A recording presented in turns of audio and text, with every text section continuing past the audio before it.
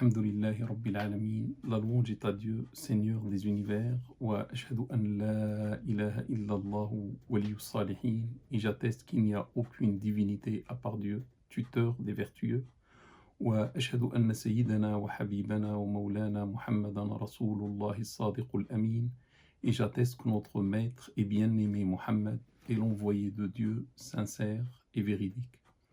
Sayyidi, Amir al-Anbiya, maître émir des prophètes, sallallahu alayka adada nujum sama, que les prières de Dieu soient pour toi au nombre des étoiles du ciel, wa rimal sahra, et au nombre des sables du désert, wa awladi Adama wa Hawa, et au nombre de la descendance d'Adam et Ève. Amma ba'd, ayyuha al-ikhwatu wal akhawatu fil islam, après ceci, mes frères, mes sœurs en islam, ahbab al-habib Muhammadin al-Mustafa, très cher ou bien-aimé Muhammad al-Mustafa, alayhi afdalus salati wa azka salam, pour lequel on demande les meilleures prières et les hautes salutations. Heureux de vous retrouver une autre fois pendant ce mois sacré, pendant un certain temps qu'on va passer ensemble, Inch'Allah, autour de Dieu, autour de la parole de Dieu, autour de l'amour de Dieu, subhanahu wa ta'ala. Et Dieu est avec nous maintenant. Il est en train de nous voir, de nous écouter, et il apprécie les gens qui parlent de lui. Il parle même de ces gens-là à son entourage. Il parle aux anges, il parle aux prophètes, de ceux qui parlent de lui, de ceux qui l'évoquent. Donc félicitations à nous tous et toutes, mes frères et mes sœurs, pendant un jour de mois de Ramadan, quand d'autres sont en train de faire autre chose, qui s'amusent, qui jouent, etc.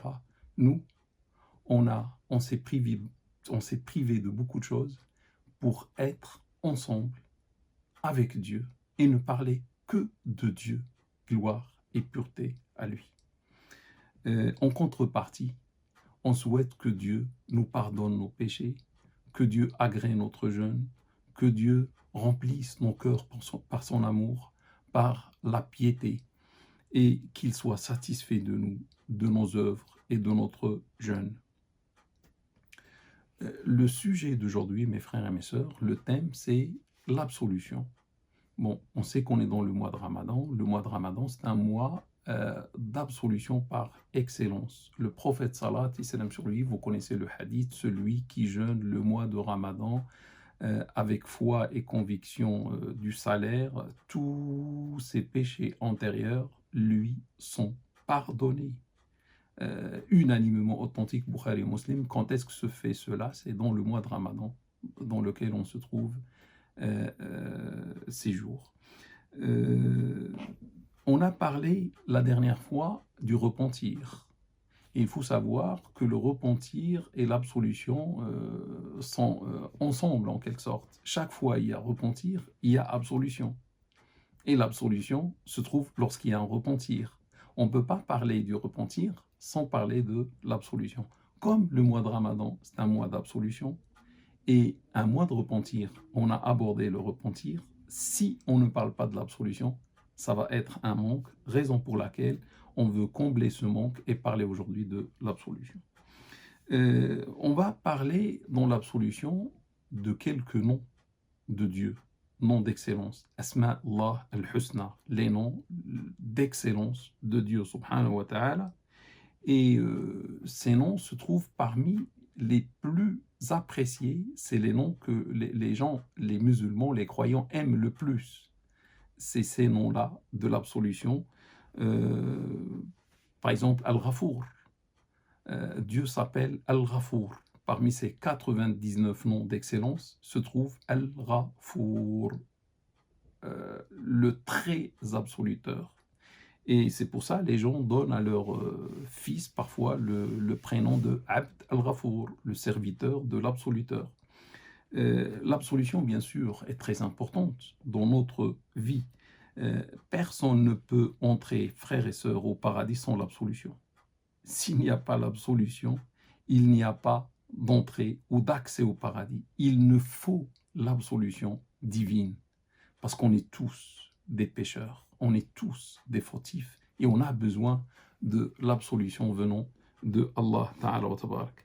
Et comme bonne nouvelle venant de la part de Dieu, pas de n'importe qui, de Dieu, le roi des rois, le Tout-Puissant, il a donné une bonne nouvelle, c'est que dans le Coran, subhanallah, il a placé le mot absolution et les dérivés du mot absolution 234 fois. C'est énorme, c'est énorme. Dieu a voulu passer un message aux croyants et aux croyantes.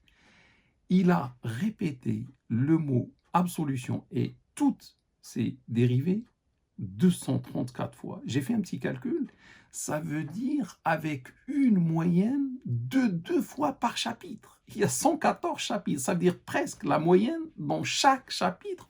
Au moins, il y a 2 fois Dieu qui parle de l'absolution.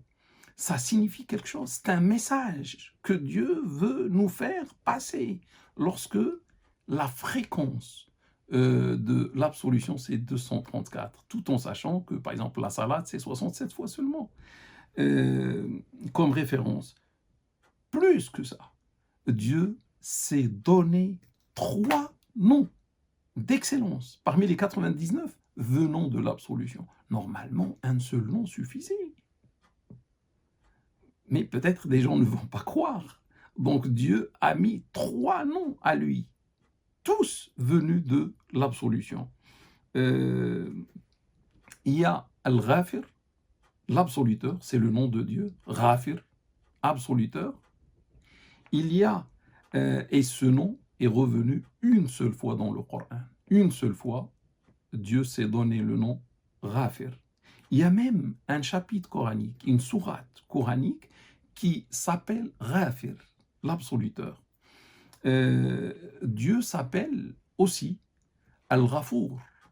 Donc tout à l'heure, Ghafir, et sachez que Ghafir, ça vient de Ghafara. Ghafara, c'est pardonner, c'est absoudre, c'est le verbe. Ghafara, c'est absoudre. Et à partir de Ghafara, on trouve Ghafir. On trouve Ghafour, avec un superlatif, et ça devient Ghafour. Ça veut dire, c'est pas seulement Ghafir, mais Ghafour, très absoluteur.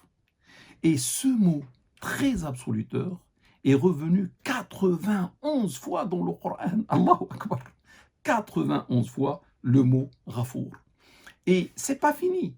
Le 3e nom d'excellence de Dieu subhanahu wa ta'ala, c'est Ghaffar. Ghaffar, c'est l'infiniment absoluteur. Vous voyez? Donc, subhanallah, gloire et pureté à Dieu. Et ce nom d'excellence, Ghaffar, est revenu 5 fois dans le Coran. Donc 5, 91 et une fois. Les 3 noms d'excellence de Dieu. Sachez, mes frères et mes sœurs, qu'il y a quand même une différence entre ces 3 noms, malgré que les 3 noms parlent de la même chose, de l'absolution. Mais en langue arabe, si on dit Ghafir, Ghafir, absoluteur, c'est quelqu'un qui te pardonne une fois, allez 2, voire 3, mais après, c'est fini. Plus de pardon. Ça, c'est Ghafir. Si on passe à Ghafour, Ghafir, c'est absoluteur. Ghafour, c'est très absoluteur.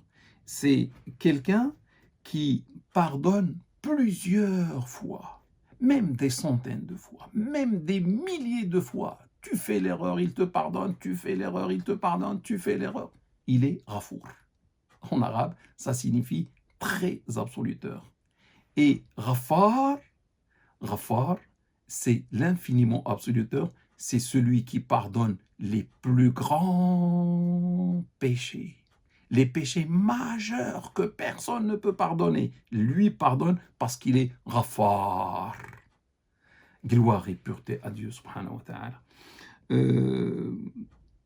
Maintenant, mes frères et mes sœurs, après cette introduction, je vais aborder ce sujet pour bien le comprendre, pour passer un moment magnifique avec l'absolution de Dieu subhanahu wa ta'ala, et on souhaite que Dieu nous accorde tous et toutes, à nous, nos parents, nos grands-parents, nos conjoints, nos enfants, notre descendance, et à tous les musulmans et les musulmanes, son absolution.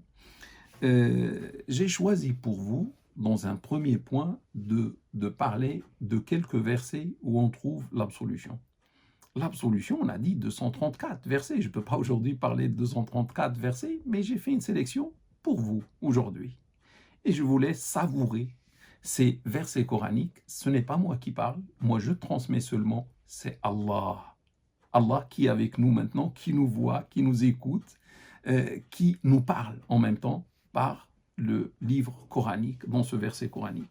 Donc le très absoluteur dit dans ce verset coranique: والذين إذا فعلوا فاحشة أو ظلموا أنفسهم ذكروا الله فاستغفروا لذنوبهم ومن يغفر الذنوب إلا الله ولم يصروا على ما فعلوا وهم يعلمون أولئك جزاؤهم مغفرة من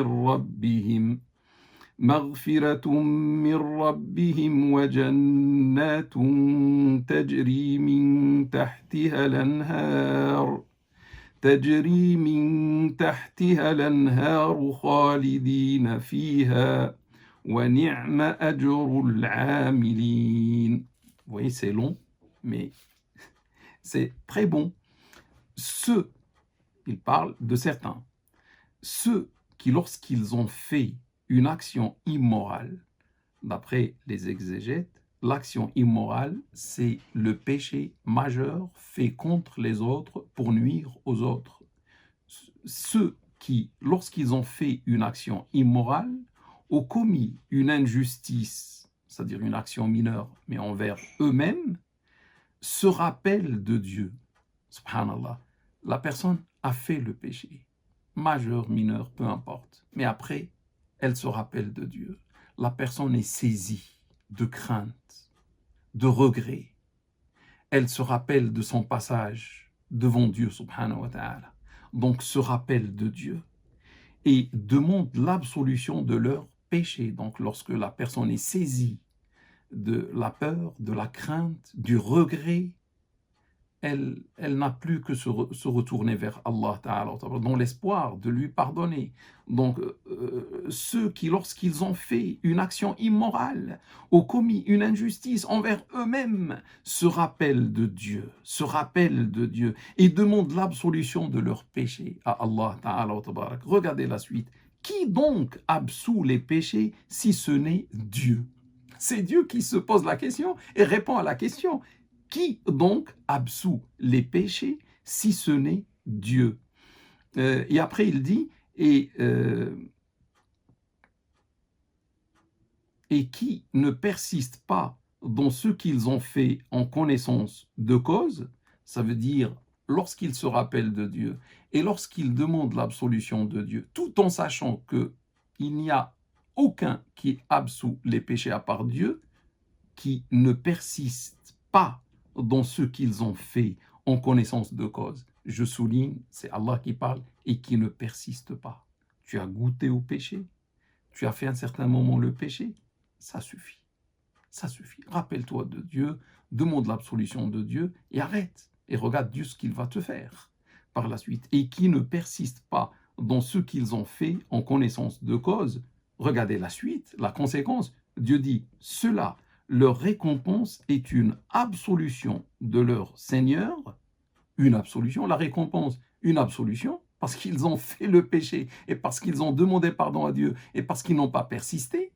Cela, leur récompense est une absolution de leur Seigneur et des jardins sous lesquels coulent des rivières et où ils seront immortels. Tiens, des pécheurs. Ils seront où? Dans des jardins sous lesquels coulent des ruisseaux, des rivières, et pour l'éternité. Ils sont dans le paradis. Subhanallah. Quel bon salaire que celui de ceux qui agissent ou qui œuvrent, ça veut dire selon cette manière-là. Donc mes frères et mes sœurs, ce verset coranique, qui est une parole divine, dit que Allah pardonne tous les péchés. Ça veut dire majeur ou mineur, il n'y a aucun péché qui résiste à l'absolution de Dieu subhanahu wa ta'ala, mais à condition qu'il y ait le regret, qu'il y ait la crainte, qu'il y ait la demande d'absolution, qui s'appelle en arabe istighfar. Faire l'istighfar, c'est demander l'absolution à Dieu subhanahu wa ta'ala, c'est demander le maghfira de Dieu subhanahu wa ta'ala, et de ne pas persister. La conclusion, c'est quoi? D'après le verset, vous l'avez entendu vous-même, c'est l'absolution et le paradis. L'absolution et le paradis. Qu'est-ce qu'ils ont fait? La prière.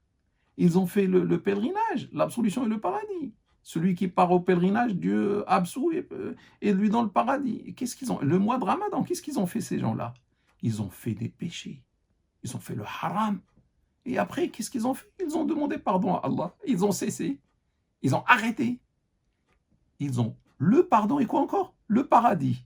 Et pour l'éternité. La ilaha illallah. Gloire et pureté à Dieu, mes frères et mes sœurs. Comment ne pas aimer un tel Seigneur qui est comme ça? Subhanallah, on va voir des gens comme Abu Bakr, comme Omar, que Dieu les agrée, des grands adorateurs comme le Hassan al-Basri ou autres que Dieu leur accorde sa miséricorde. Bon, ils peuvent prétendre à un paradis. Ils peuvent prétendre à l'agrément de Dieu, etc. Mais subhanallah, Dieu a pensé à tout le monde. Ces gens-là qui sont des grands adorateurs et qui sont des grands savants, etc., ils vont avoir le paradis. Mais les autres, les pécheurs, ceux qui ont commis le haram, qui n'ont pas fait comme Abu Bakr et Omar, et qui n'ont pas fait comme Al-Hassan al-Basri, Dieu leur dit, vous aussi vous êtes mes serviteurs. Vous aussi, seulement revenez vers moi. Seulement demandez mon pardon. Je vous donne mon pardon. Et je vous place comme les autres dans le paradis. Et vous aussi, vous aurez des fleuves qui couleront sous vos pieds, etc. Et vous serez éternels. C'est-à-dire le paradis, c'est pour qui? Pour les adorateurs et pour les pécheurs aussi. Mais à condition de faire ce qu'on vient de voir, le repentir, d'arrêter, ne pas persister. À un certain moment quand même, c'est chouma de continuer à toujours désobéir à Dieu subhanahu wa ta'ala, alors qu'on n'est que des serviteurs, et lui c'est le créateur, le tout-puissant.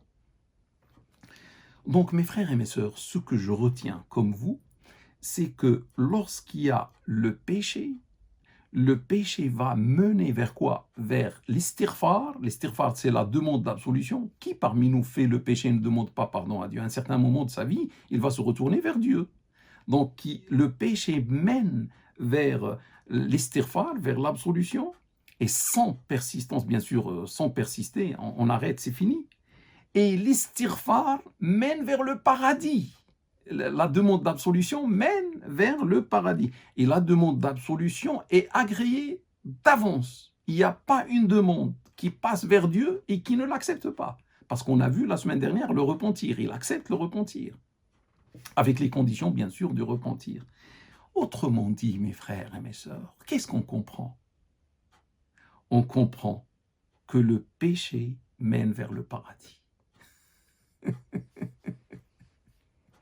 La ilaha illallah. L'adoration mène vers le paradis. Mais le péché, s'il y a des conditions, il mène lui aussi vers le paradis. Parce que tu fais le péché, tu regrettes, tu as la crainte.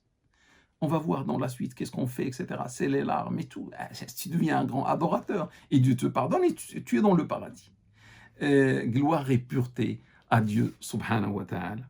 Donc, mes frères et mes sœurs, s'il y a des gens qui nous démoralisent, s'il y a des gens qui nous parlent que la peur, la peur, la peur, et qui nous demandent que la punition, l'enfer, l'enfer, l'enfer, j'aimerais ramener pendant ce mois d'absolution un souffle d'absolution pour parler de Dieu subhanahu wa ta'ala, mais du véritable Dieu.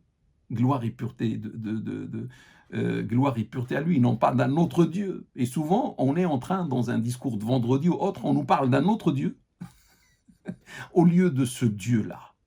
J'invente rien, c'est lui qui parle. Vous pouvez vérifier les versets coraniques, c'est lui qui parle. Pourquoi on dit autre chose sur Dieu? Regardez un autre verset que j'aime beaucoup, que tout le monde aime beaucoup, surtout les pécheurs. Et on l'a vu la semaine dernière. قل يا عبادي الذين أسرفوا على أنفسهم لا تقنطوا من رحمة الله إن الله يغفر الذنوب جميعا إنه هو الغفور الرحيم وأنيبوا إلى ربكم وأسلموا له من قبل أن ياتيكم العذاب ثم لا تنصرون. Dis, ô mes serviteurs, je ne vais pas réexpliquer ce que j'ai expliqué la dernière fois. Je pense que vous avez compris c'est quoi serviteur, c'est le top. Lorsque Dieu parle avec quelqu'un, il lui dit mon serviteur, ça veut dire il est pleinement satisfait de lui comme serviteur. Et là, il parle à des criminels, il parle à des pécheurs, il parle à des désobéissants, à des injustes, etc. Et il leur dit, dis, ô Mohammed, parle avec mes serviteurs, dis, ô mes serviteurs, qui avaient trop surchargé votre âme, c'est-à-dire dans le haram, dans le péché, etc., mineur, majeur, tout, ne désespérez pas de la miséricorde de Dieu. Vous ne devez pas, désespérer de ma miséricorde. Inna Allah yaghfiru dhunuba jami'a. Certes, Dieu absout tous les péchés, peu importe le péché, Dieu l'absout, le pardonne. C'est lui par excellence l'absoluteur et le miséricordieux, c'est Allah Ta'ala wa Tabarak. Et après, regardez ce qu'il a dit. Revenez repentant à votre Seigneur. Vous avez fait ce que vous avez fait. Vous avez fait des choses énormes. Ne désespérez pas. Mais ne restez pas loin de moi. Revenez vers moi. À la fin, il dit, revenez, repentant. Faites le repentir, revenez à votre Seigneur et soumettez-vous à lui dans le reste de votre vie. Faites la soumission. Soyez musulmans. L'islam, c'est la soumission. On se soumet volontairement à Allah Ta'ala wa Tabarak. Avant que ne vous vienne le supplice, puis vous n'aurez alors aucun secours. Donc, on est devant un Dieu miséricordieux, absoluteur, qui accepte le repentir, qui aime ses serviteurs, mais il dit, ça veut dire dans le cas, il a dit tout à l'heure, il ne faut pas persister, il ne faut pas signer, s'entêter dans le péché jusqu'à la mort. Ça, c'est l'échec, on l'a expliqué la dernière fois. Il dit là, c'est-à-dire celui qui ne va pas vouloir revenir vers Dieu, subhanahu wa ta'ala, il y a un châtiment qui va s'abattre à un certain moment sur lui. Donc, les choses sont claires. Abdullah ibn Omar, que Dieu soit satisfait de lui, c'est un grand savant, un grand compagnon du prophète sallallahu alayhi wa sallam, a dit, ce verset-là représente le verset qui apporte le plus grand espoir pour l'humanité. Dis aux mes serviteurs qui avaient trop surchargé votre âme, ne désespérez pas de la miséricorde de Dieu. Dieu absout tous les péchés. Il a dit, il n'y a pas un verset comme celui-ci. C'est le verset qui représente le plus grand espoir devant l'humanité entière, pas devant les musulmans, devant l'humanité toute entière. Et alhamdoulilah, mes frères et mes sœurs, il n'y a pas un seul péché que tu vas commettre et il va te faire désespérer de la miséricorde de Dieu, subhanahu wa ta'ala. Ce péché n'existe pas. Tous les péchés, peu importe, mineurs, majeurs, sont pardonnés par Allah Ta'ala wa Tabarak, mais avec des conditions. Ce n'est pas d'une manière absolue. S'il y a le repentir, s'il y a la soumission, sinon, il y aurait le châtiment. C'est ça le problème. Ça veut dire, si je veux faire une synthèse, comme tout à l'heure j'ai fait une synthèse, on a vu que le péché mène vers le paradis. Là, le péché va être soit une source pour l'absolution, ou va être une source pour le châtiment, ou je vais dire l'épreuve. Et ça, on l'a dit la dernière fois. Si quelqu'un ne veut pas quitter le péché, Dieu va le punir. Peut-être il va quitter le péché. Sous la punition, il va quitter le péché, il va finir au paradis. Parce que si on le laisse comme ça, il va partir en enfer. Donc, Dieu subhanahu wa ta'ala va le punir, mais une punition pas pour le détruire, une punition éducative et non pas destructive. Il va le punir pour l'éduquer, pour qu'il revienne vers Dieu subhanahu wa ta'ala, et non pas pour le détruire.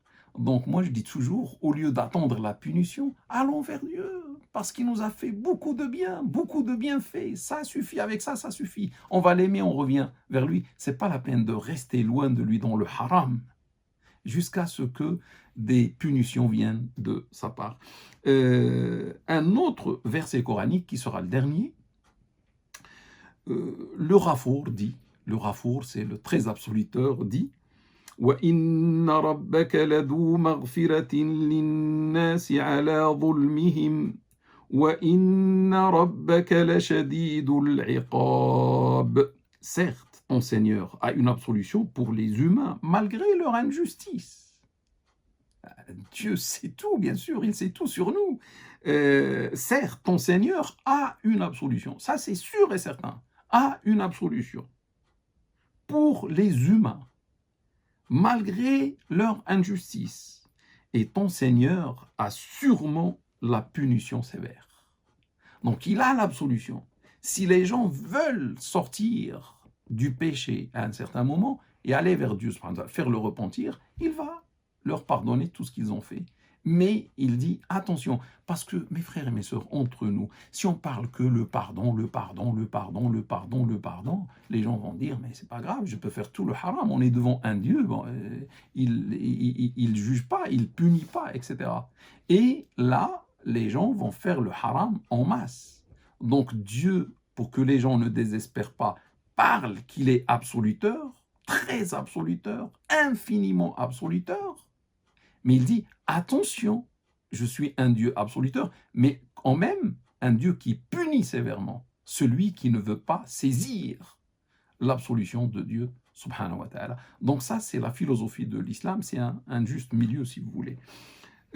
Donc Dieu pardonne aux gens, la synthèse, Dieu pardonne aux gens malgré leur injustice, même le non-musulman qui a fait je ne sais pas quoi dans sa vie avant l'islam, s'il fait le repentir et regrette et revient à Dieu, c'est-à-dire se convertit à l'islam, Dieu efface tout ce qui a précédé son islam.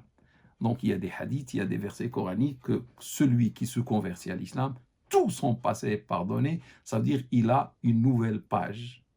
Une nouvelle page, il écrit ce qu'il veut dans cette nouvelle page. La page précédente est détruite par Dieu, est déchirée par Dieu, subhanahu wa ta'ala. La page avant l'islam. Ça veut dire, pour moi, la conversion à l'islam, c'est une nouvelle naissance. On peut même l'écrire, converti à telle date. C'est ma nouvelle naissance, c'est ma nouvelle vie. On va dire, mais on va être jaloux de ceux qui ne sont pas musulmans. Dieu leur pardonne, et nous les musulmans, on est musulmans depuis la naissance, et Dieu ne nous pardonne pas. Non, non, non, non, non, non. Attendez. Le musulman pécheur, s'il fait le repentir, Dieu lui pardonne tout ce qu'il a fait avec le repentir. Donc on est à égalité. Celui qui n'est pas musulman et qui se convertit à l'islam, Dieu lui pardonne tout ce qui précède, et le repenti musulman, Dieu lui efface tout ce qu'il a fait avant le repentir. Donc, franchement, mes frères et mes sœurs, parfois, moi, je m'interroge, je dis à mes étudiants en sciences islamiques, franchement, pour aller en enfer, il faut le chercher. Hein. Je ne sais pas comment on va vers l'enfer avec un Dieu qui est comme ça. Et il faut, je ne sais pas quoi faire pour aller en enfer. Il faut le chercher carrément. Parce que tout ce que tu fais, Dieu pardonne avec des conditions. Ça veut dire celui qui va en enfer, il n'a pas voulu saisir, il n'a pas voulu remplir les conditions. Ça veut dire il s'entête jusqu'à la mort. Mais sinon, le paradis a tout le monde, et le paradis est énorme. Et le mois de Ramadan, c'est un mois du paradis. Cependant, mes frères et mes sœurs, celui qui persiste sur l'injustice, qui ne veut pas mettre fin à son péché, peu importe le péché qu'il fait, il ne veut pas le repentir, là, on ne peut rien faire. Dieu, à ce moment-là, a le châtiment sévère. Ici, dans ce monde-là, mais dans l'au-delà aussi. Ces versets, mes frères et mes sœurs, ont parlé de l'injustice de l'homme. Vous vous rappelez lorsqu'il a dit « malgré leur injustice ». Donc, les êtres humains sont injustes. Et je veux vous transmettre, je veux partager avec vous une citation de l'imam Razès, l'imam Al-Razi. Ce grand imam, qu'est-ce qu'il a dit? il a dit l'homme a 3 noms, l'homme, la femme, hein, l'homme a 3 noms tirés, extraits à partir de l'injustice.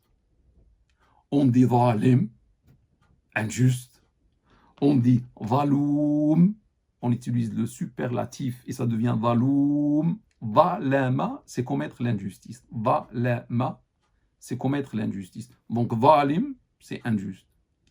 Zaloum, c'est très injuste. Zallam, c'est infiniment injuste. Il fait beaucoup l'injustice et une injustice énorme. Des choses énormes, pas petites. Et l'imam Razi dit, après cette introduction, il dit, et comme si Dieu nous dit, ô mon serviteur, j'aime bien mon serviteur, ô mon serviteur, si tu es injuste, je suis absoluteur. Si tu es valim, je suis rafir. Si tu es injuste, je suis absoluteur. Et si tu es valoum, je suis rafour. Si tu es très injuste, je suis très absoluteur. Et si tu es vallam, infiniment injuste, je suis rafar. La ilaha illallah. Si tu es infiniment injuste, je suis infiniment absoluteur. Et après l'imam Razi dit, et tes attributs sont finis, sont limités parce que tu es un être humain, tu es limité dans le temps. Combien tu vas vivre? 60 ans. Après la puberté, tu vas vivre 70 ans après la puberté. Combien tu vas vivre? Ça veut dire c'est limité. Tout ce que tu vas faire, supposons que tu fais seconde après seconde les injustices et les péchés. Tout ça, ça fait 70 ans. C'est limité. Et mes attributs, moi, les attributs de Dieu sont infinis. L'absolution de Dieu est infinie. Dieu. Et il dit à la fin, et le fini ne peut jamais vaincre l'infini. C'est pour ça, ô pauvre, ô mon serviteur, ne désespère pas de ma miséricorde et de mon absolution. Mes frères et mes sœurs, ça c'était le deuxième point. On passe à un autre point. Et là, le premier point, c'était une sélection de versets coraniques. J'ai choisi 3. Je vais vous choisir 3 hadiths, 3 paroles prophétiques. On a vu la parole de Dieu. Certains ne vont pas beaucoup, je sais pas, pour plaisanter, ne vont pas croire. Mais on va leur dire, attendez, regardez le prophète, ce qu'il va dire. Hein. C'est-à-dire, les deux disent la même chose. Dieu et son messager disent la même chose. Salat et salam sur notre bien-aimé Muhammad. Salat et salam sur lui.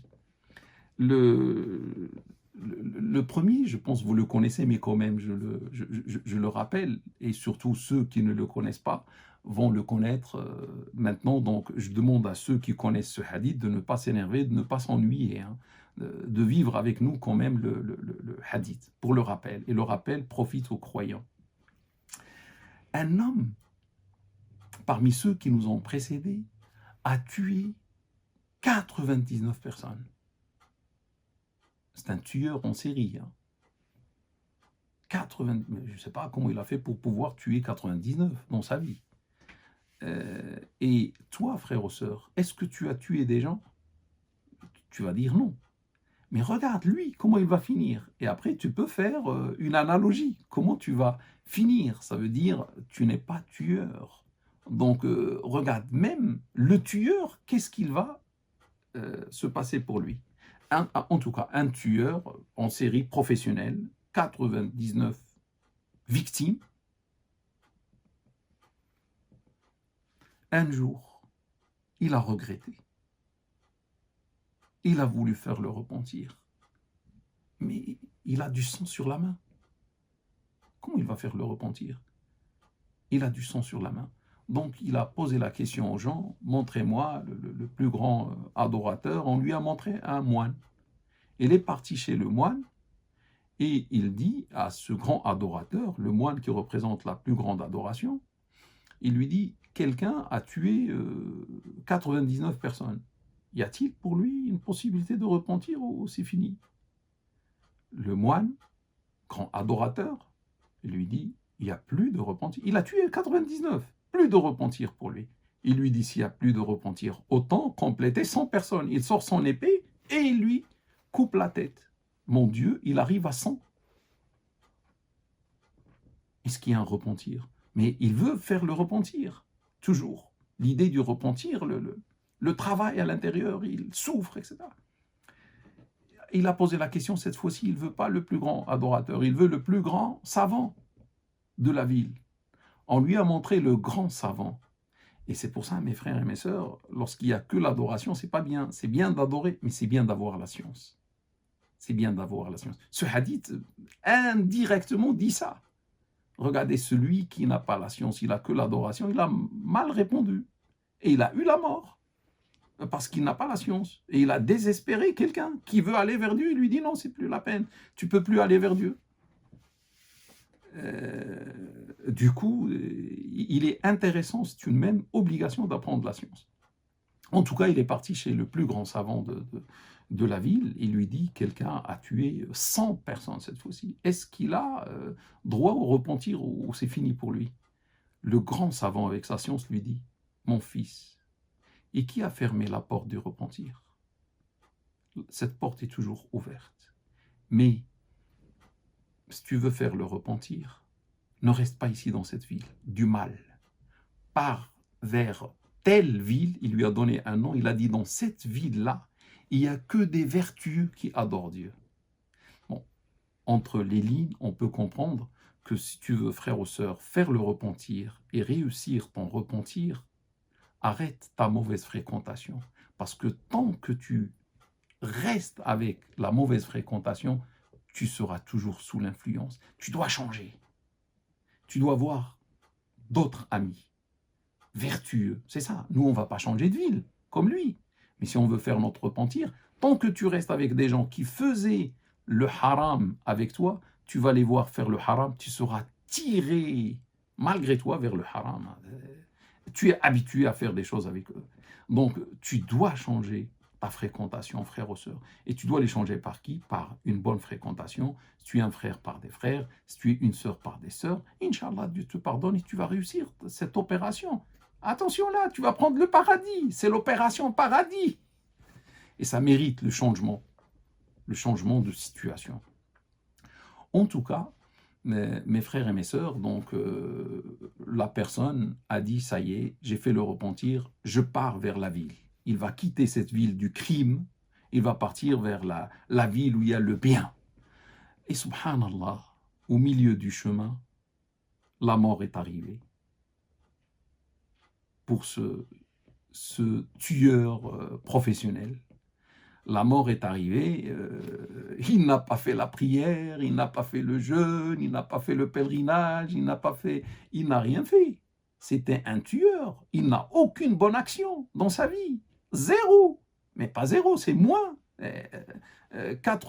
100 personnes tuées, aucune adoration. Il représentait le mal. C'était un homme qui représentait à lui seul le mal sur terre. Mais quand même, il a fait le repentir. C'est un être humain, il reste un serviteur de Dieu. Vous vous rappelez tout à l'heure où mes serviteurs qui avaient trop surchargé votre âme, lui, il en fait partie. Ne désespérez pas de la miséricorde de Dieu. Dieu absout tous les péchés. Donc, la mort est arrivée. Subhanallah. 2 sortes d'anges se sont présentés. Une équipe d'anges de la miséricorde qui est venue prendre l'âme du repentant, du repenti, vers le paradis. Et une autre équipe s'est présentée en même temps, l'équipe des anges du châtiment. Et sachez, mes frères et mes sœurs, que les anges de la miséricorde, lorsqu'on va les voir le jour de notre mort, subhanallah, font rentrer la joie dans notre cœur. Ils ont un aspect, masha'Allah, et ils nous saluent, masha'Allah, et tu te soumets, prenez mon âme. Mais celui qui va voir les anges du châtiment, ils font peur. Rien que les voir, ça fait peur. Et l'âme ne veut pas sortir du corps, ne veut pas sortir du corps. L'âme s'accroche, s'attache. Dieu même parle de frapper. Frapper ces gens-là pour que l'âme sorte. L'âme ne veut plus sortir. Parce que c'est des anges, ils font peur. Donc, subhanallah, les 2 équipes, c'était entre parenthèses, hein, les 2 équipes sont arrivées et il y avait un désaccord entre les 2 équipes. les anges de la clémence veulent le prendre vers le paradis et les autres veulent le prendre vers l'enfer. Qu'est-ce qu'on fait? Dieu, et là c'est une autre parenthèse, Dieu a envoyé un ange, mais sous la forme humaine pour faire l'arbitre entre les deux. Gloire et pureté à Dieu. Et ça, un ange qui ne vient pas sous forme angélique, il vient sous la forme d'un être humain, gloire et pureté. Regardez comment Dieu a anobli l'homme. Même l'ange qui va faire l'arbitre va prendre la forme humaine avant d'arbitrer.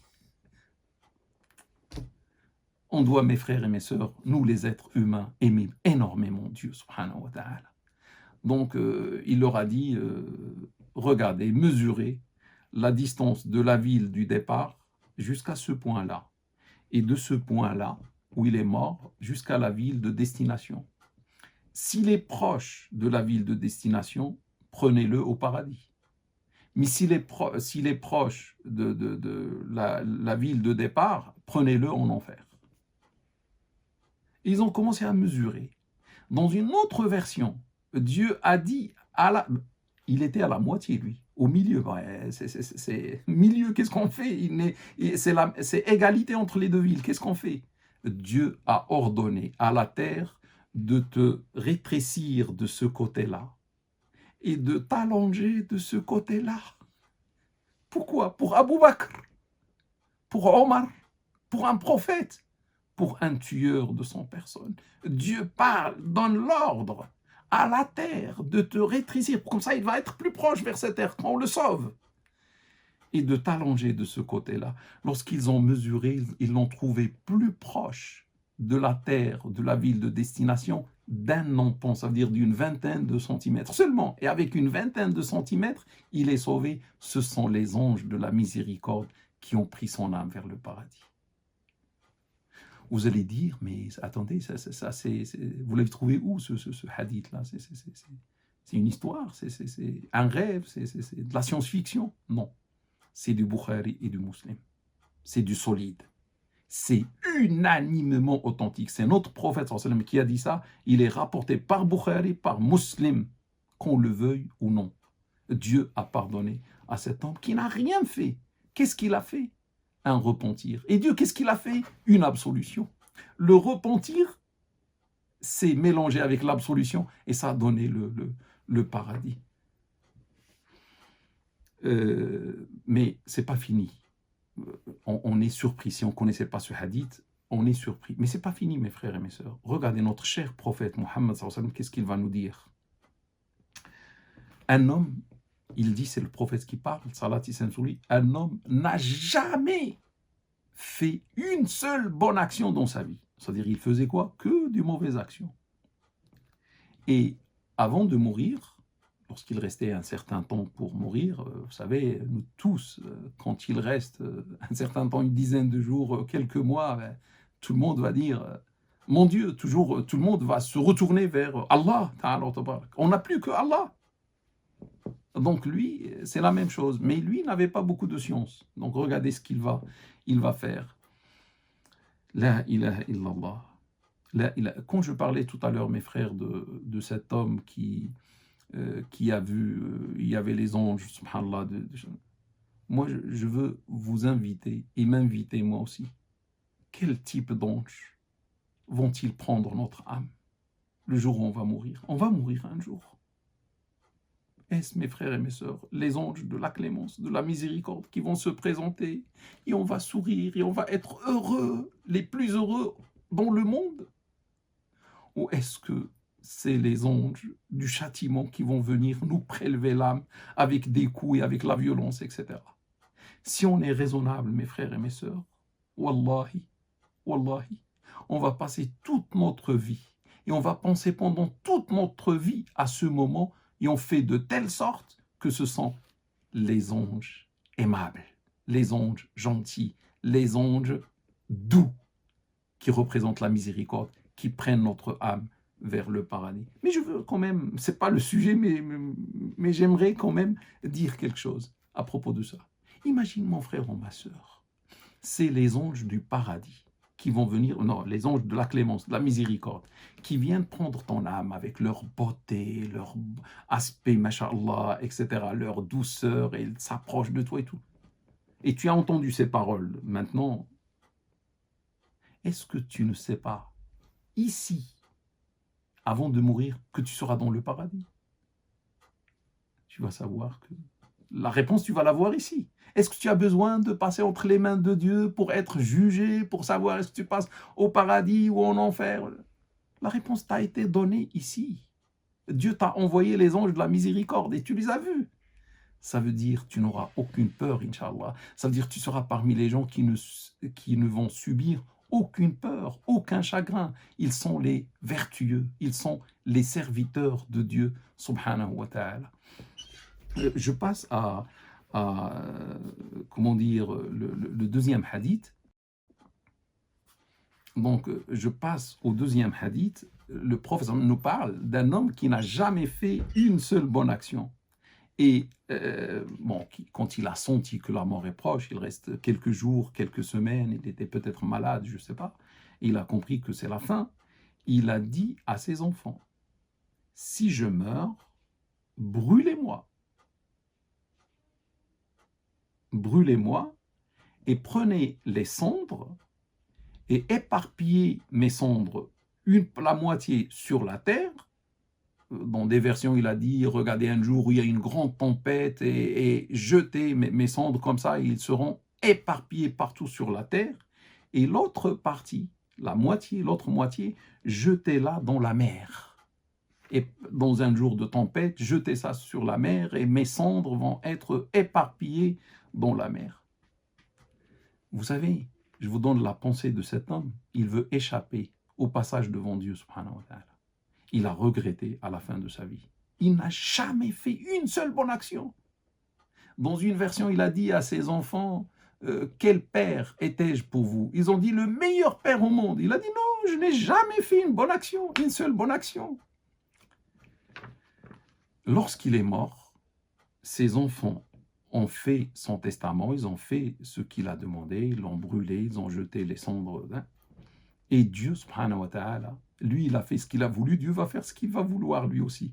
Dieu a demandé à la terre de réunir ses cendres, ses parties de cendres, et il a demandé à la mer de faire autant, et du coup, l'homme est debout devant Dieu. Allahu Akbar, la ilaha illallah, le Créateur, le Créateur, le Créateur l'a ressuscité.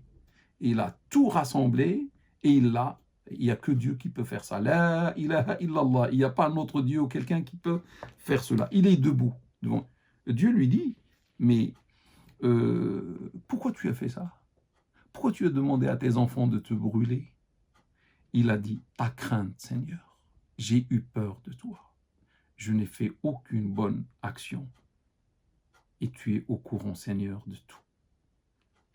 Le hadith, qu'est-ce qu'il dit? Dieu lui a pardonné. Mon Dieu, Dieu lui a pardonné. Vous allez dire, c'est un rêve, c'est science-fiction. Non, c'est Bukhari et Muslim. C'est du lourd, c'est du solide en islam lorsqu'on dit Bukhari et Muslim chez nous les sunnites. C'est rapporté à la fois par Bukhari et Muslim. Unanimement authentique, c'est-à-dire le prophète sallallahu alayhi wa sallam avait bien dit cela. Donc, imaginez-vous devant un homme qui n'a fait aucune bonne action, mon Dieu, et lorsqu'il passe devant Dieu, bon, il a fait quand même une chose, il a eu peur de Dieu, il a regretté. Ce regret, c'est un repentir. Ce regret, c'est un repentir. Il a fait le repentir. Et regardez, il va rentrer, il n'a pas jeûné, il n'a pas prié, il n'a pas fait le pèlerinage, rien de tout ça. La ilaha illallah. Tel est notre Seigneur, le Ghafir, le Ghafour, le Ghafar, l'absoluteur, le très absoluteur, l'infiniment absoluteur. Alhamdulillah, on a un Dieu comme ça. On doit seulement l'aimer et le suivre et l'écouter, mes frères et mes sœurs. Et on finira un roi ou une reine dans le paradis. Et pour l'éternité. Un autre exemple, le prophète sallallahu alayhi wa sallam dit, Un homme, ceux qui ne connaissent pas vont être choqués de ce hadith-là. Hein. Un homme a commis un péché, a fait un haram. Bon, ça peut être un homme ou une femme. Le hadith dit un homme, mais c'est égalité homme-femme, ou une femme. Un homme a commis, mais le hadith parle d'un homme. Un homme a commis un péché. Et après, il a dit, Seigneur, pardonne-moi mon péché. Ah, vous voyez, le regret et le retour vers Dieu, l'istighfar, demander le pardon de Dieu. Il a demandé pardon à Allah. Dieu le Tout-Puissant dit, d'après le hadith, mon serviteur, il n'a pas dit mon ennemi, il n'a pas dit le criminel, il a dit mon serviteur. Mon serviteur a commis un péché, il a su qu'il a un Seigneur qui pardonne le péché et qui punit pour le péché.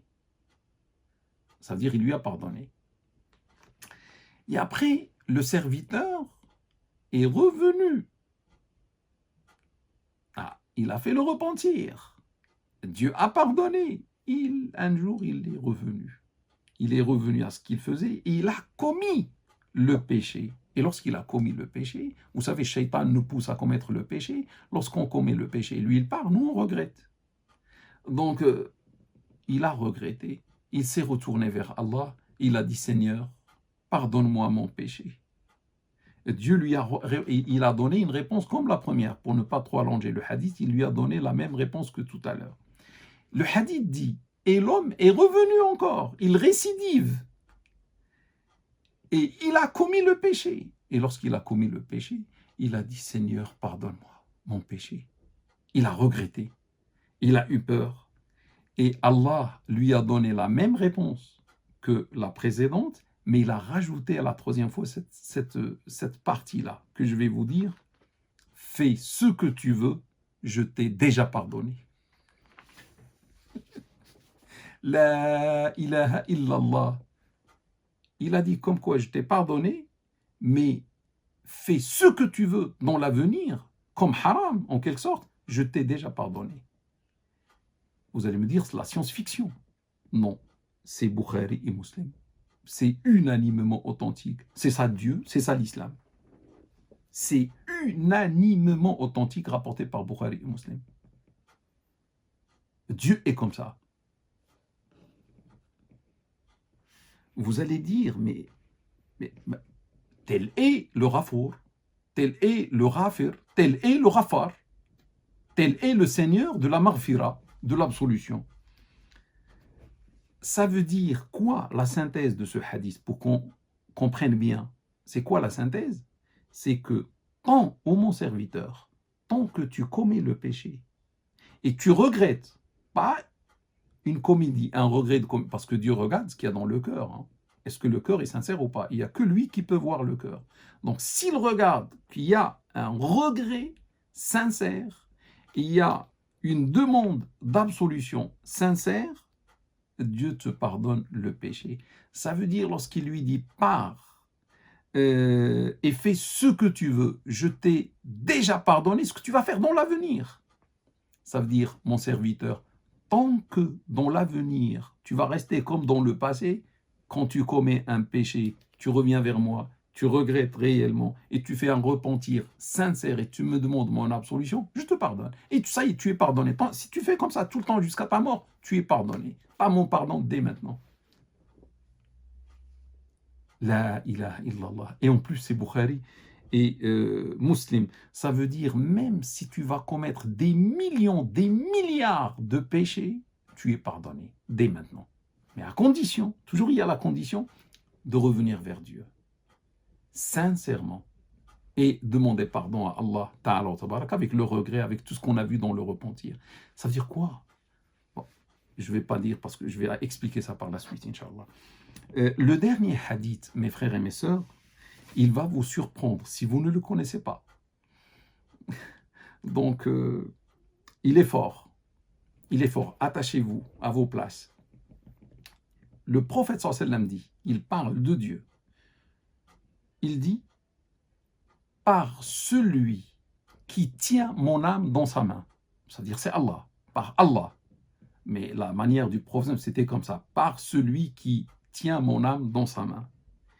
Si vous ne commettez pas le péché, Dieu va vous faire disparaître. Attendez, qu'est-ce que j'entends? Si vous ne faites pas la salade, Dieu va vous faire disparaître? Non.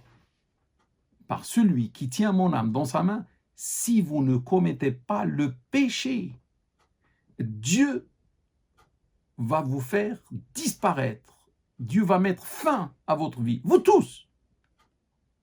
Et il va ramener d'autres gens qui commettront le péché et qui lui demanderont pardon, et il va leur accorder son absolution, son pardon.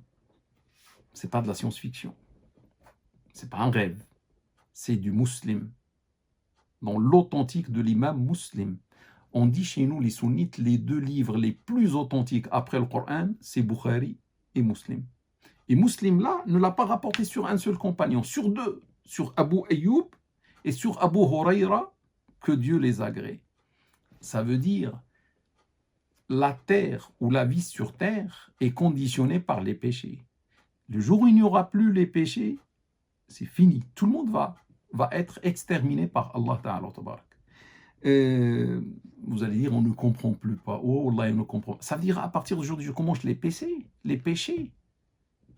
Là, je ne comprends plus. J'étais musulman, mais avec ce que tu dis, là, tu es en train de me faire égarer, là. Hein. Attention, je vais partir aujourd'hui faire le haram. Parce que sinon, Dieu va mettre fin à notre vie sur terre, d'après ce que tu dis. C'est grave, attention, tu dis ça? Oui, je dis ça. Bon, j'explique, attention, il ne faut pas partir, il ne faut pas quitter. Sinon, vous allez partir avec une mauvaise compréhension. Vous allez partir avec quelque chose que je n'ai pas dit. Restez jusqu'à la fin, s'il vous plaît, pour comprendre.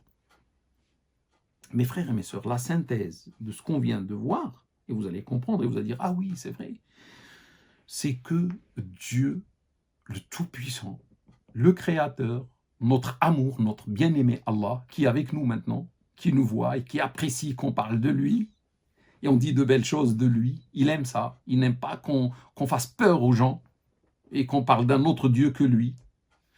Donc, ce Dieu-là, il nous a créés faibles. Dieu dit dans un verset coranique que l'homme a été créé faible. Qui a créé l'homme faible? L'homme s'auto-créé faible? C'est auto-créé faible? Non. C'est Allah, le Créateur, qui a créé l'homme et la femme faibles. Ça veut dire quoi faible? Ça veut dire qu'il commet le péché. Il commet le haram. Donc Dieu sait qu'il nous a créés faibles. Mais c'est ça, la philosophie de l'islam. Je t'ai créé faible, mais tu dois faire tout malgré ta faiblesse pour aller au paradis. Je ne vais pas te créer fort, sinon tu vas partir au paradis, directement. Donc, tu es dans des conditions de faiblesse, tu es un homme, une femme faible, tu as des pulsions, tu as des désirs, je ne sais pas quoi, il a mis tout en toi, et tu as une âme qui ne demande que le haram, et tu as un shaitan, et tu as la mauvaise fréquentation, tu as l'environnement, tu as les séductions autour de... Tu as tout. Et tu es faible en plus. Mais je vais voir, est-ce que tu vas sortir de tout ça fort et vainqueur, et comme ça tu mérites le paradis. C'est ça. Ça veut dire Dieu n'a pas voulu nous créer des anges. Vous savez c'est quoi un ange? Un ange, c'est quelqu'un qui ne commet aucun haram. Il ne sait même pas faire le haram. Et l'idée de faire le haram ne traverse même pas son esprit. L'ange ne mange pas, ne boit pas, ne se marie pas, n'a pas d'enfant. Il est là pour adorer Dieu, pour écouter Dieu. Il est programmé pour ça. Dès sa création, programmé pour l'adoration et l'obéissance à Allah Ta'ala. S'il vous plaît, mes frères et mes sœurs, celui qui a créé l'ange comme ça, ne savait pas créer un homme comme l'ange. Un homme qui ne désobéit pas, un homme qui est tout droit comme ça, etc. Il aurait pu, s'il avait voulu. Mais Dieu n'avait pas voulu créer sur la terre des anges. C'est ça le sens de ce hadith.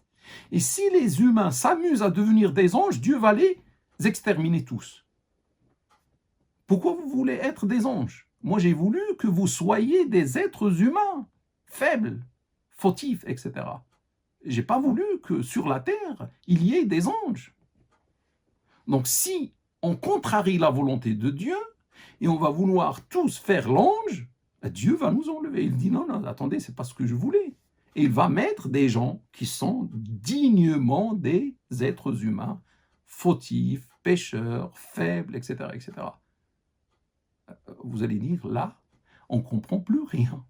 Ça veut dire, ce qu'on me demande, c'est faire le haram. C'est pas jeûner, prier, etc., porter le hijab, je ne sais pas quoi. Attendez, hein, on n'a pas fini l'explication. C'est pour ça, mes frères et mes sœurs, imaginez maintenant quelqu'un qui n'a pas la science et qui va lire ce hadith. Il va faire la fête. Hein. C'est pour ça, le hadith ou un verset coranique, on peut lire un verset coranique et commettre des énormités à cause de notre ignorance. Vive la science! Vive la science! Vive la science! Et il faut tout faire pour quitter l'ignorance. Le shaitan fait ce qu'il veut de l'ignorant, parce que le pauvre, malgré toute sa bonne volonté, il ne sait pas. Il ne sait pas, il n'a pas la science. Tu deviens fort pour shaitan quand tu vas apprendre la science. Il ne peut plus te piéger, etc. Tu as la science. Il vient par là, tu dis, oh, ça je sais. Et ben, je sais ça, j'ai appris la science. Donc, quel est l'attribut de l'être humain? C'est faire le péché. Et quel est l'attribut de Dieu? C'est l'absolution. Et l'absolution de Dieu va contrer le péché de l'être humain. S'il n'y a pas de péché sur terre, l'absolution de Dieu va servir à quoi? Il va dire, je suis Rafour, je suis Rafir, je suis Rafar. On va dire, mais attends, personne de nous n'est pécheur. Pourquoi tu es Rafir? Pourquoi tu es Rafour? Pourquoi tu es Rafar? Il n'y a pas de pécheur parmi nous. Et ça n'a plus de sens que Dieu soit absoluteur si personne ne fait le péché. Devenir des anges, ça va même arrêter, c'est un attribut de Dieu. Ah, est-ce que, mes frères et mes sœurs, on comprend par là qu'on doit ouvrir la porte du haram? C'est ça, certains parmi vous attendent ça. Hein? Non, non, non, je ne vais pas dire ça. Ils attendent que disent, ah oui, ils vont dire, le cheikh a dit, je n'ai rien dit, attendez s'il vous plaît. Est-ce qu'on comprend qu'on va ouvrir la porte du haram? Mais Dieu, attendez, il a voulu du haram, il a voulu des gens pécheurs, on va lui montrer de quoi on est capable. Non, mes frères et mes sœurs, ça ne veut pas dire ça. Ça, c'est la mauvaise compréhension de ce hadith. Et c'est pour ça qu'il faut avoir la science. La réponse est la suivante. Si vous voulez la synthèse, on fait une synthèse de ce hadith. La synthèse, c'est que Dieu t'a créé, frères ou sœurs, moi aussi, avec vous, faibles. Et on l'a dit, l'homme a été créé faible. C'est un verset coranique. C'est-à-dire pécheur, avec tes pulsions, avec tes désirs, avec tes faiblesses, avec ton âme, avec ton shaitan. Mais le problème, malgré ta faiblesse, il t'a demandé de l'adorer. Il a dit, je n'ai créé les djinns et les humains que pour qu'ils m'adorent. Donc tu es là avec ta faiblesse, mais tu es là, attention, pour adorer le Tout-Puissant, le Roi. Et il est avec toi, il te voit, etc. Et toi, tu es faible. Et tu dois l'adorer. Et tu dois obéir à Allah Ta'ala, tout en sachant qu'il y a le shaitan qui ne fait que te pousser. Il y a l'âme qui vit avec toi, qui cohabite avec toi à l'intérieur, qui ne fait que te pousser vers le haram. Il y a la passion, il y a la vie ici-bas, ses délices, ses séductions, il y a beaucoup de choses qui t'entourent. Et il t'a dit, essaie de ne pas faire le haram. Ne fais pas le haram. Tu es faible, je le sais, c'est moi qui t'ai créé faible. Tu ne vas pas m'apprendre que tu es faible. Tu as l'âme, c'est moi qui t'ai donné l'âme. Il y a le shaitan, c'est moi qui ai créé le shaitan, etc. Je sais tout ça. Mais malgré ta faiblesse, moi, Allah, je t'ordonne, sois un homme, sois une femme. Adore-moi, ne fais pas le haram. Je t'ai créé pour mon adoration. Je t'ai interdit, je t'ai interdit, je t'ai interdit, je t'ai interdit. Ça veut dire, de ta faiblesse, Dieu veut que tu passes à la force. Par toi-même. Je t'ai mis au départ faible, mais tu as en toi-même le secret de devenir fort. Si tu le veux. Si tu crois en moi. Allah Ta'ala Tabarak. La foi transforme les gens. La foi fait passer de la faiblesse à la force. De l'ignorance à la science. Etc., etc., etc. Il te dit, donc fais tout pour m'adorer, pour ne pas désobéir à moi. Attention, désobéir c'est haram. Mais si il t'arrive que tu sois vaincu par les ennemis que je connais, par ton âme, par shaitan, par la mauvaise fréquentation, par la séduction, par les désirs, etc., etc., et comme malgré toute ta bonne volonté, et tu as été vaincu par ces ennemis, ne désespère pas, n'abandonne pas le combat, n'abandonne pas, ne désespère pas, ne te suicide pas, je suis très absoluteur, je suis infiniment absoluteur. C'est pour toi, ô mon serviteur, et ta faiblesse et tes péchés, que je me suis donné le nom de l'absoluteur, le très absoluteur, l'infiniment absoluteur. Ne désespère pas et ne te suicide pas. Si tu commets le péché, reviens vers moi. Voilà, qu'est-ce que tu veux? Tu es faible, malgré ta faiblesse, sois un homme, soit une femme, croyant, croyante, adore-moi, obéis à moi. Mais s'il t'arrive d'être vaincu par ses ennemis, ne reste pas terrassé, c'est ce qu'ils veulent. Relève-toi, tu m'appartiens, tu es mon serviteur, tu ne dois pas être le vaincu, tu dois être le vainqueur. Qu'est-ce que je fais? Fais seulement le repentir. Parle avec moi. Shaitan t'a vaincu avec une parole. Moi, je te donne une autre parole et tu vas le vaincre, parole contre parole. Shaitan, il a utilisé le soufflement satanique. Il t'a parlé, il t'a dit fais, etc., etc. Moi, je te donne une parole. Pardonne-moi, Seigneur. Cette parole, et c'est fini. Cette parole va vaincre la parole de Shaitan qui t'a induit en erreur. Et je vais te pardonner. Et je vais te mettre dans le paradis.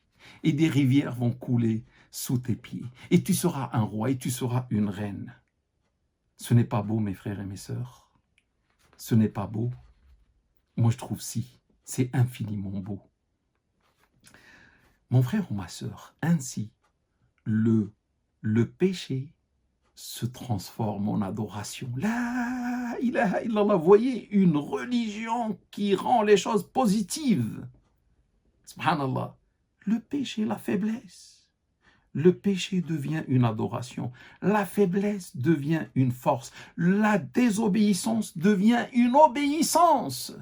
Regardez la transformation. La ilaha illallah. Là, mes frères et mes sœurs, je souligne une chose. S'il n'y avait pas le péché, si on était des anges, des gens qui adorent Dieu, toujours, jour et nuit, il n'y a pas le péché. L'homme, on connaît l'homme. L'homme, quand je dis l'homme, c'est-à-dire l'homme ou la femme, l'homme va devenir hautain. L'homme va devenir orgueilleux. Et il va dire, moi je mérite le paradis. Je n'ai jamais désobéi. Je ne fais qu'adorer Dieu subhanahu wa ta'ala. Je mérite le paradis. Et je n'ai même pas besoin de la miséricorde de Dieu. L'homme est capable de dire ça. Et il y a des gens qui ont dit ça. Et je n'ai pas le temps de parler de ce genre de choses. Donc, les péchés, ça te calme. Hein. Ça te remet à ta place. Hein. Les péchés que tu as pu commettre dans le passé te calment. Te disent attention, tu n'es qu'un pécheur, tu n'es qu'un serviteur, reste à ta place. Mais l'autre chose, c'est que, c'est-à-dire tu ne deviens pas orgueilleux, tu restes humble, tu restes modeste. Et l'autre chose, après le repentir, les péchés poussent la personne à pleurer comme un bébé entre les mains de Dieu subhanahu wa ta'ala. Parce qu'il sait d'où il revient, comment Dieu l'a sauvé. C'était l'enfer, subhanallah. Il est revenu de très, très, très, très, très loin. Il se rappelle du mal qu'il a fait. Il se rappelle. Tout ça le rattrape. Il est entre les mains. Il commence à pleurer. Entre les mains de Dieu, subhanahu wa ta'ala. Et ça, c'est la plus grande adoration, mon frère ou ma soeur. Il y a des gens qui adorent Dieu depuis 20 ans, depuis 30 ans, et jamais ils n'ont pleuré comme ça entre les mains de Dieu. Ils sont même parfois auto-satisfaits d'eux-mêmes, etc. Je ne sais pas, ils vont devenir orgueilleux, ils font toujours le fajr, le hajj, tout. Et jamais on les voit pleurer comme ça.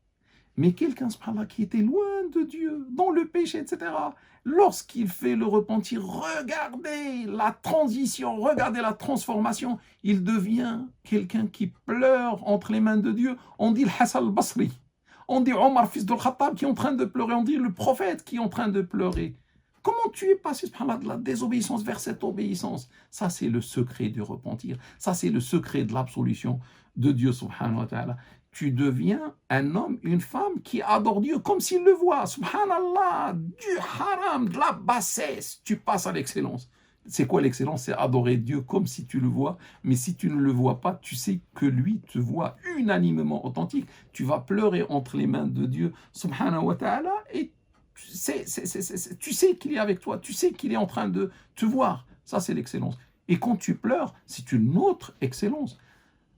Parmi les 7 qui seront à l'ombre de Dieu le jour où il n'y aura aucune ombre à part la sienne, un homme, une femme, qui a évoqué Dieu lorsqu'il était seul, il a pleuré unanimement, authentique Bukhari Muslim. Ça veut dire là, on va attendre des gens à l'ombre de Dieu. Le jour où l'ombre de Dieu, on a dit, ils vont rentrer sans jugement au paradis. Il n'y aura pas que des gens comme Abu Bakr et Omar que Dieu soit satisfait d'eux. Les gens merveilleux de l'islam, les montagnes de l'islam.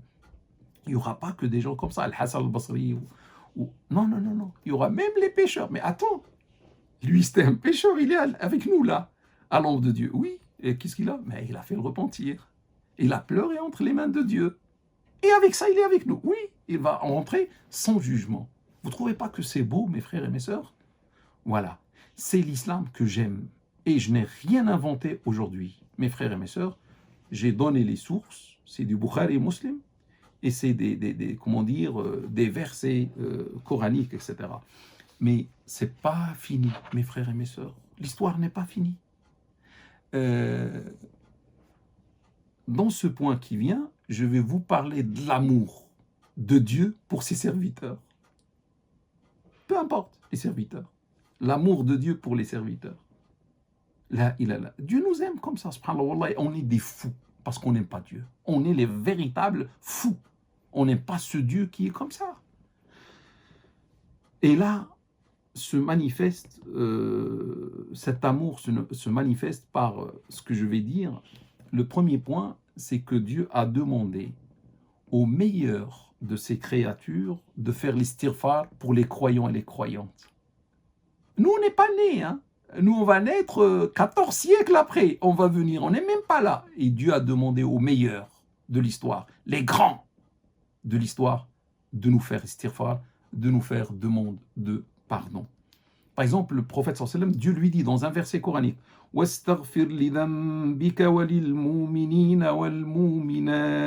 et implore l'absolution de tes péchés et de ceux des croyants et des croyantes. Des croyants et des croyantes jusqu'au jour de la résurrection. Ça veut dire, mon frère ou ma sœur, ton bien-aimé Muhammad sallallahu alayhi wa sallam a déjà demandé l'absolution de Dieu en ta faveur. D'après ce verset coranique, Dieu lui demande. Et tout ce que Dieu lui demande, il fait. Ça veut dire, certes et sûr, le prophète a demandé à Allah de nous pardonner. Le prophète, Muhammad sallallahu alayhi wa sallam, a demandé pour nous. Félicitations à nous. Mais ce n'est pas fini. Mais presque à tous les prophètes. Regardez avec Noé, salat et salam sur lui, qu'est-ce que dit le verset coranique? Rabbi ighfir li wa li walidayya wa liman dakhala bayti mu'minan wa lil mu'minina wal mu'minat. Seigneur, donne-moi l'absolution, ainsi qu'à mes parents, à celui qui est entré chez moi en tant que croyant, et aux croyants et aux croyantes. À tous les croyants et à toutes les croyantes de l'histoire. Ça, c'est nous. Ce grand qui s'appelait Noé, salat et salam sur lui, c'est un verset coranique. Il a déjà demandé pardon pour nous. C'est pas fini. Regardez Abraham, le père des prophètes, salat et salam sur lui. Ce que dit ce verset coranique. Qu'est-ce qu'il a dit? Le dua qu'il a fait à Dieu. Rabbana ighfir li wa li walidayya wa lil mu'minina yawma yaqumul hisab. Notre Seigneur, accorde-moi l'absolution, ainsi qu'à mes 2 parents et aux croyants le jour où se dressera le jugement, c'est-à-dire le jour de la résurrection. Ça veut dire notre père, Ibrahim, salat et salam sur lui. Mais c'est des gens qui ont des invocations exaucées. Ces gens-là, leurs invocations sont exaucées. Ils ont demandé pour les croyants et les croyantes. Il faut être seulement croyant et tu seras touché par leur doigt. C'est pas fini. Dieu a demandé aux braves parmi les anges, l'élite parmi les anges, ceux qui portent le trône et ceux qui les entourent, ça veut dire l'élite de l'élite des anges, et c'est des milliers d'anges, de demander pardon aux croyants, de faire l'istighfar pour les croyants, comme si nous, peut-être, on va oublier de le faire, comme si nous, on ne va pas savoir faire, ou peut-être on ne va pas atteindre la sincérité de le faire, etc. Il a demandé aux meilleures créatures, les prophètes, tous ils ont fait pour nous, les croyants, croyantes, et après pour les anges. Regardez ce que dit le verset. الذين يحملون العرش ومن حوله يسبحون بحمد ربهم ويؤمنون به ويستغفرون للذين آمنوا. Ceux qui portent le trône et ceux qui l'entourent chantent la gloire et la louange de leur Seigneur et croient à lui. Ils implorent l'absolution pour ceux qui ont cru. Le verset est long, je ne vais pas le lire, mais si vous voulez le lire, subhanallah, gloire et pureté à Dieu. Vous savez, c'est le chapitre Rafir, c'est le chapitre absoluteur, chapitre 40. Hein. Lisez après ce cours le chapitre 40, verset 9.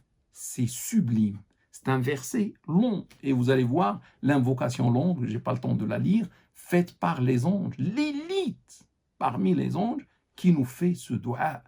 Mais qui fait ce doua quand? Jour et nuit. Là, pour nous, la ilaha illallah.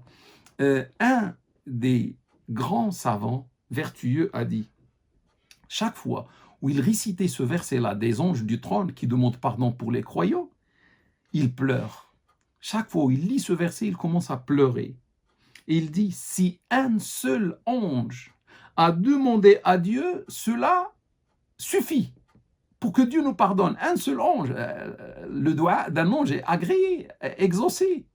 Un seul ange, ça suffit. Que dire de milliers d'anges qui demandent ça à Dieu, subhanahu wa ta'ala? Et que dire d'un doua venant de quelqu'un qui est la meilleure créature, qui est Mohammed, salat et salam, de Noé et d'Abraham. Tout ça, c'est pour nous. Félicitations à toi, à moi, frères ou sœurs.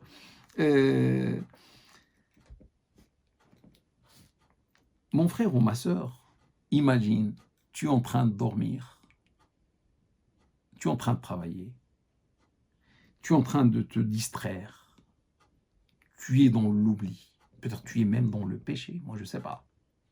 Et les anges, l'élite des anges, des milliers d'anges, jour et nuit, toi tu dors, tu travailles, tu oublies, etc. Eux, ils sont en train de lire le meilleur doua. Entre parenthèses, hein.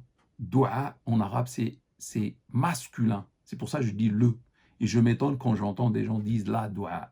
Si vous voulez dire la doua, dites l'invocation, mais c'est féminin. Mais si vous utilisez le mot arabe, au moins respectez le mot arabe. Le mot arabe va faire une plainte auprès de Dieu subhanahu wa ta'ala. Je suis masculin et ces gens-là m'utilisent au féminin. Bon, c'est entre parenthèses.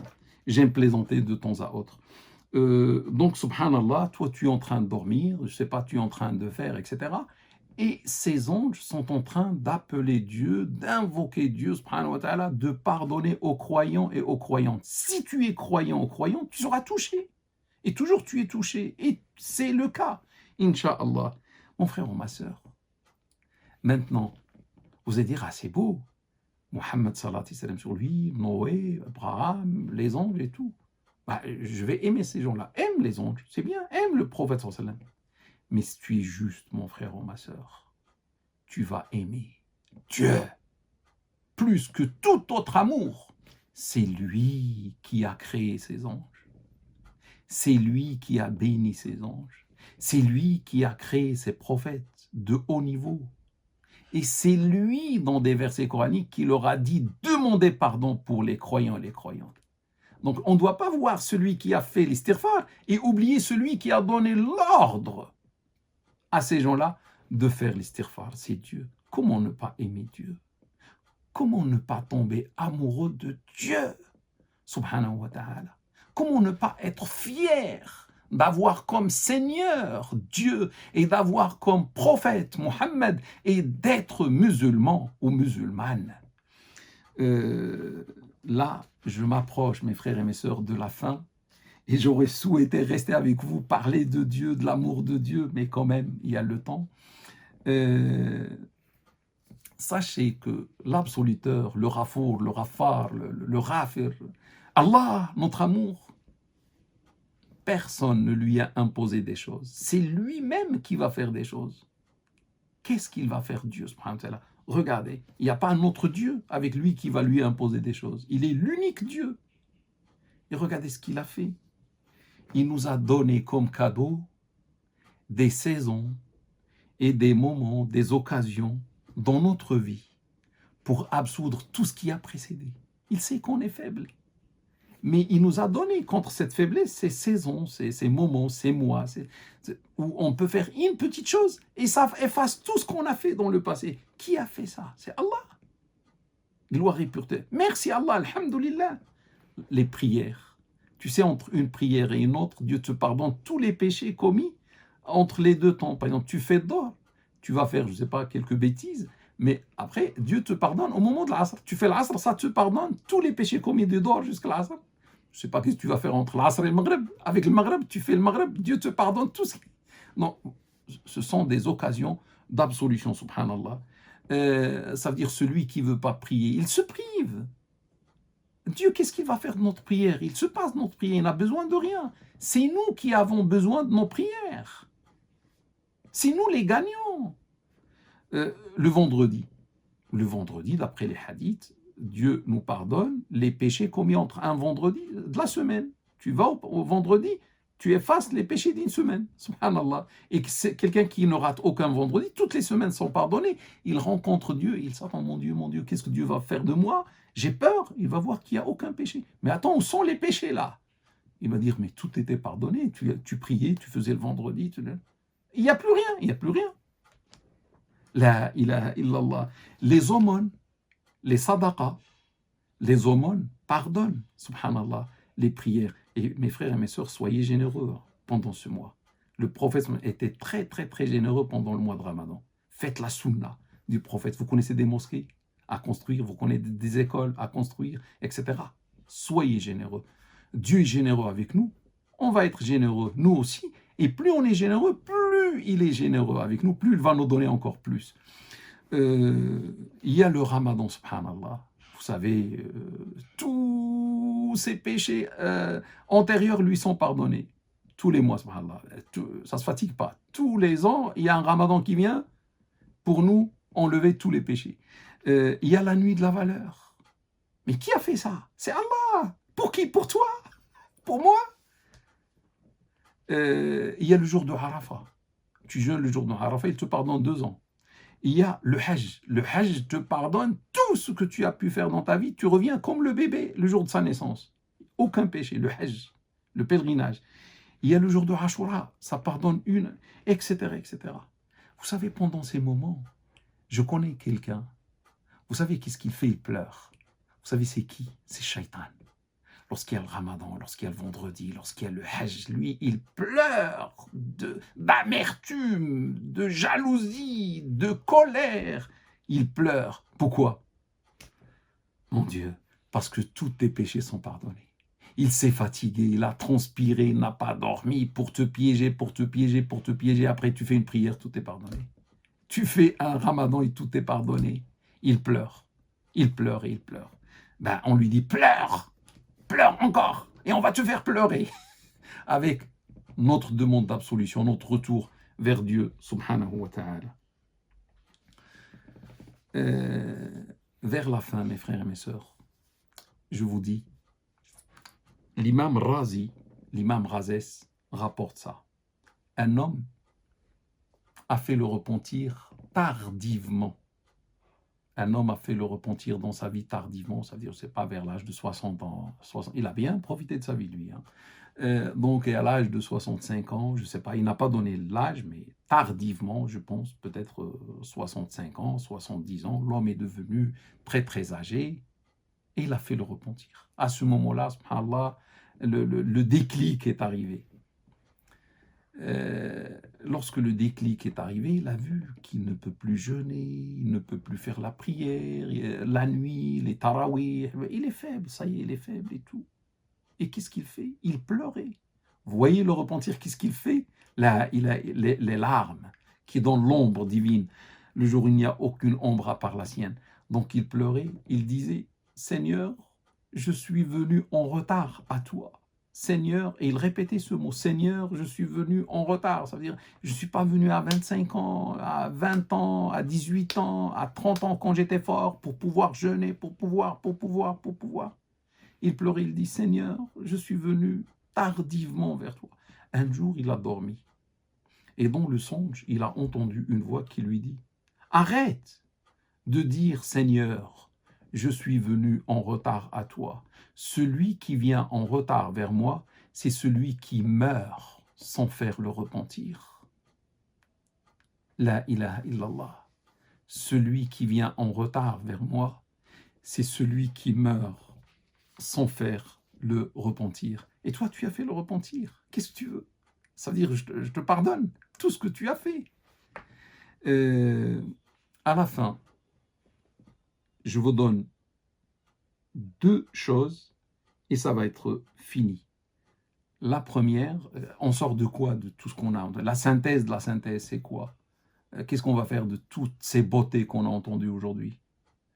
La première chose, mon frère ou ma sœur, essaie de faire comme le prophète sallallahu alayhi wa sallam, le prophète Mohammed, salat et salam sur lui. Il dit,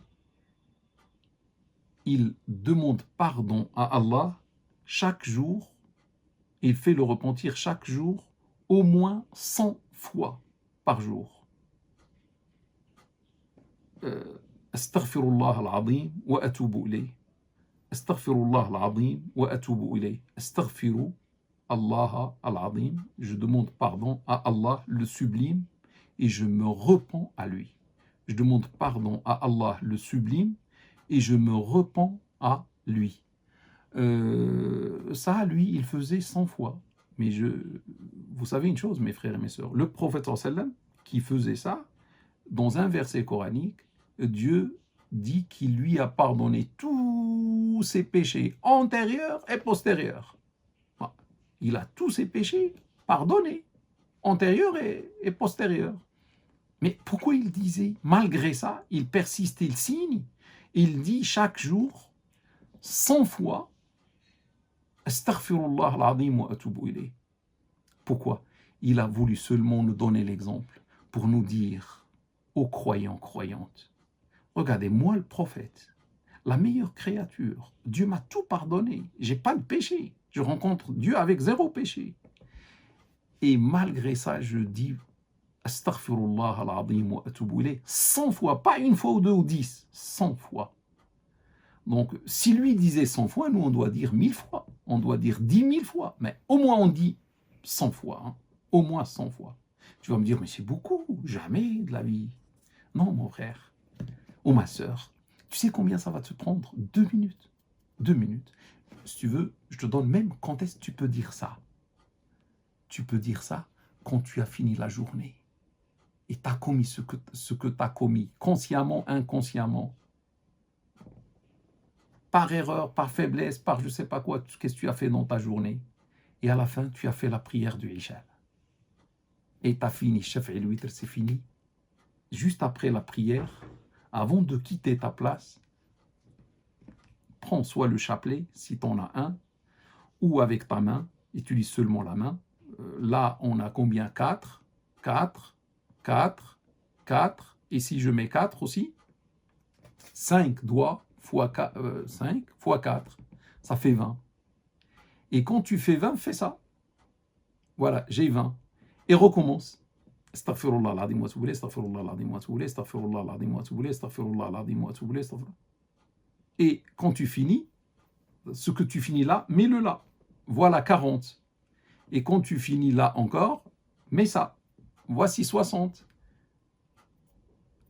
Voici 80. Voici 100. Alhamdulillah. Ça veut dire tu as commis des choses dans la journée, mais tu demandes pardon à Allah, sincèrement, Mais attention, quand tu parles avec Allah, astaghfirullah al-azim wa atubu ilayh, astaghfirullah al-azim wa atubu ilayh, je demande pardon à Allah le sublime et je me repens à lui, fais-le sincèrement. Sinon, le Hassan al-Basri, notre grand cheikh, le Hassan al-Basri, c'est un savantissime du 1er siècle. Il dit, notre istighfar nécessite un autre istighfar. Parce qu'on demande istighfar, on fait istighfar sans ce qu'il faut, sans la sincérité, etc. Et ça mérite, on fait le istighfar et on a l'intention de refaire le péché. Et ça mérite un autre istighfar, c'est-à-dire une autre demande d'absolution. Ça, c'était le premier point. Et le deuxième point, et je vous libère, mais cette fois-ci, c'est promis, s'il te plaît, je te demande au nom de Allah, je te demande au nom du prophète, sallallahu alayhi wa sallam, s'il te plaît, dans ta vie. Et aujourd'hui, quand on finit, au moins, je partage avec vous ça. Quand on finit, fais ça. Et sincèrement, parle avec Dieu, personne ne te voit, entre toi et Dieu. Pardonne à tous les gens que tu connais. Tu vois Dieu combien il pardonne? Hein? T'as vu? Il nous étonne. Comment il fait? Et il pardonne, mais je sais pas, un tueur de sang, je sais pas quoi. Un tueur même, nous, on ne lui pardonne pas. Et lui a pardonné. Bon, donc, toi aussi, sois l'image de Dieu. Pardonne à tous les êtres humains que tu connais. Tu vois, Ahmed, il t'a fait du mal. Tu vois, Fatima, elle t'a fait du mal. Tu te rappelles, Fatima, tu étais petit, tu as pleuré de ce que faisait Fatima à toi, ou Aïcha, ou je ne sais pas, ou Mohamed, ou Mustafa, ou Karim, il t'a fait du mal. Tu te rappelles, tu as pleuré même. Pardonne, s'il te plaît. On est dans le mois de Ramadan. Pardonne. Tu sais pourquoi? Parce que Dieu aime le pardon. Dieu nous demande de pardonner. Le prophète, sallallahu alayhi wa sallam, sur lui, était un grand pardonneur à l'image de Dieu. Et nous, on doit être à l'image de notre prophète, sallallahu alayhi wa sallam. L'islam, c'est le pardon. L'islam, c'est l'amour. C'est ça, c'est l'amour, c'est le pardon. Donc, nous aussi, on pardonne. Ça montre qu'on a la foi, qu'on croit en Dieu, subhanahu wa ta'ala. Et tu sais, le premier qui a besoin de ton pardon, tu le connais ou pas? C'est ta femme, c'est ton mari, c'est tes parents, c'est tes enfants. Ne pense pas loin. Bien sûr, tu pardonnes tout le monde. Mais commence par ta femme, pardonne à ta femme. Réconcilie-toi avec ta femme aujourd'hui. C'est le mois de Ramadan, on a entendu ce beau discours, ce long discours. Ça sert à quoi si on n'applique pas?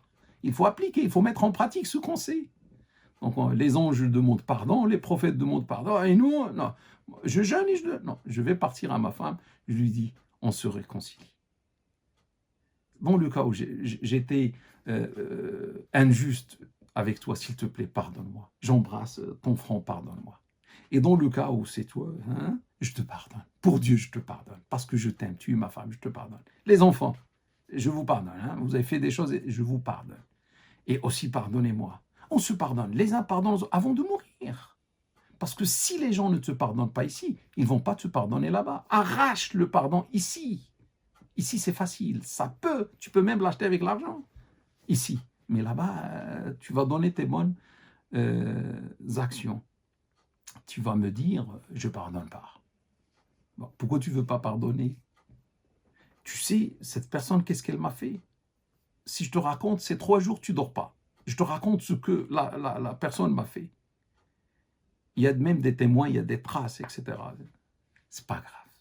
Oublie, pardonne. Pour Dieu, pardonne. Dieu veut le pardon. Mais Dieu pardonne aux créatures. Toi, tu ne veux pas pardonner à ces créatures, il va s'énerver contre toi. Si tu ne veux pas pardonner, fais comme lui, pardonne, tu seras sauvé.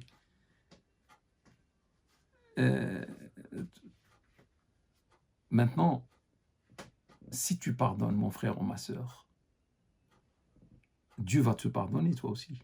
C'est ça, là où je veux en venir. Parce que si tu pardonnes aux gens, Dieu va te pardonner. Si tu ne pardonnes pas aux gens, et tu es dur avec les gens, tu es rancunier avec les gens, tu as un cœur qui ne pardonne pas, Dieu va faire la même chose. Et je ne le veux pas pour soi. Dieu va te faire la même chose. C'est quoi la même chose? Quand tu passes entre ses mains, il va ouvrir tes dossiers, il va te juger durement, comme tu jugeais les gens durement. Et je ne le souhaite pas pour toi, frère ou sœur. Tu es quelqu'un qui pardonne. Et Dieu voit tout, il est avec nous. Il voit que tu pardonnes, subhanallah. Qu'est-ce qu'il va faire? Tu ne peux pas vaincre son pardon. Tu ne peux pas le dépasser. Il va te montrer qu'il est le meilleur. Il va tout te pardonner le jour de la résurrection. Et il va dire, prenez-le au paradis. Prenez-la au paradis.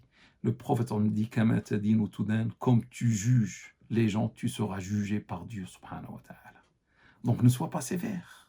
Parce que quand tu juges les gens sévèrement, tu choisis la manière dont Dieu va te juger le jour de la résurrection.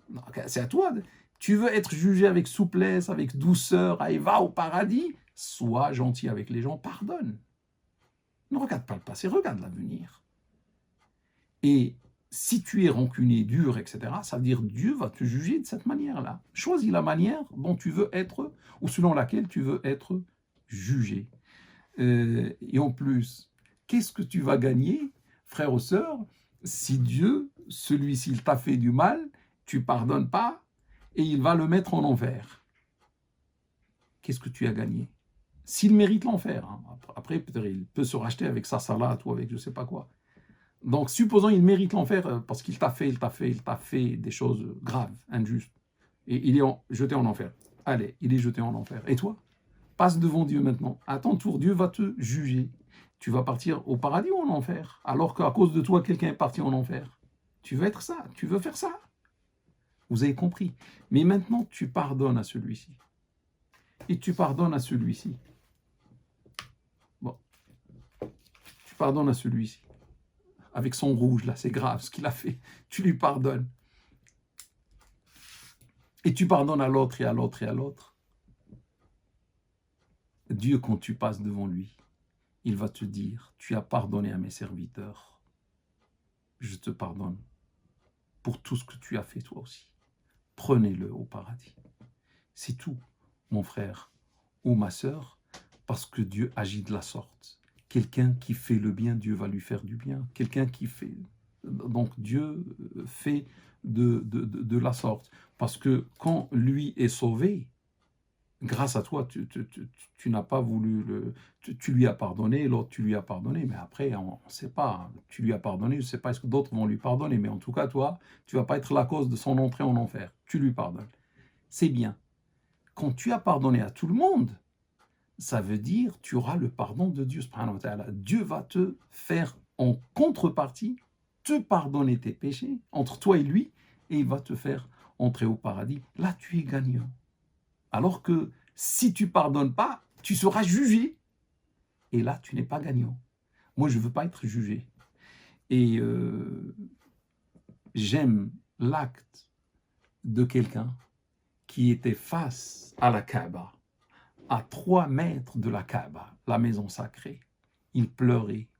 Il disait, Seigneur, sache, je fais de toi témoin et de tes anges témoins, je pardonne à tous ceux qui m'ont fait le mal dans la vie ici-bas. Tous ceux qui m'ont fait le mal quand j'étais petit, quand j'étais jeune, quand je suis devenu adulte, et après, jusqu'à maintenant, et même ceux que je ne connais pas et qui vont me faire du mal dans l'avenir, je leur pardonne, Seigneur. Sincèrement, je leur pardonne, malgré qu'ils m'ont fait pleurer.